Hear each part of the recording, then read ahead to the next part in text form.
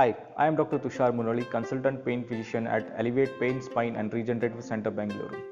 Today I'll be talking about one of the most common painful conditions of foot and ankle, that is plantar fasciitis.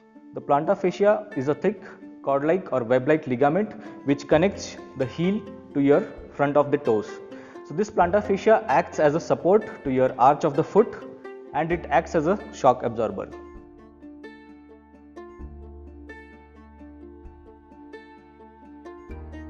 People who are overweight or obese or who wear improper footwear or people whose foot arch is very high or they have flat feet, they are the ones who are at risk to develop plantar fasciitis.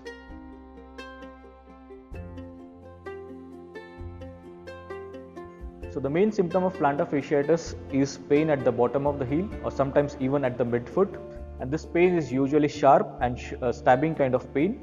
The pain usually gets worse in the morning when getting out of the bed for the first few steps or even after the prolonged rest.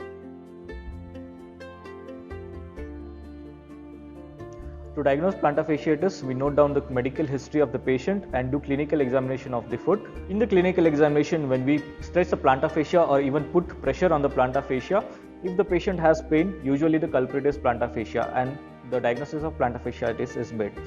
We even do ultrasound examination of the plantar fascia. So in ultrasound, we look for the thickness of the plantar fascia.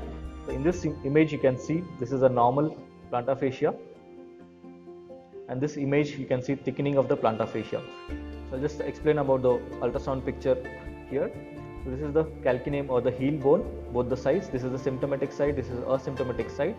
So this is the plantar fascia which is attaching to the heel bone. So we actually measure the thickness where the heel bone or calcaneum ends, and you can see this plantar fascia is quite thickened here.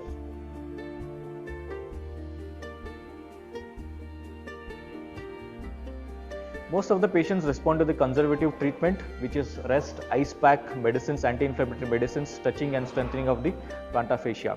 But patients who do not respond to the conservative management, we do injectable treatments such as platelet-rich plasma injections or regenerative medicine.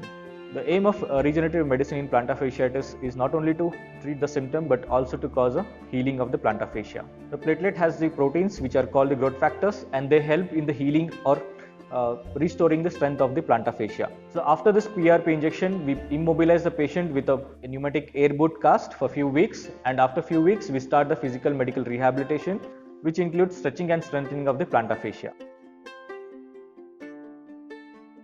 If you or your dear ones suffer from plantar fasciitis, please visit Elevate. Thank you.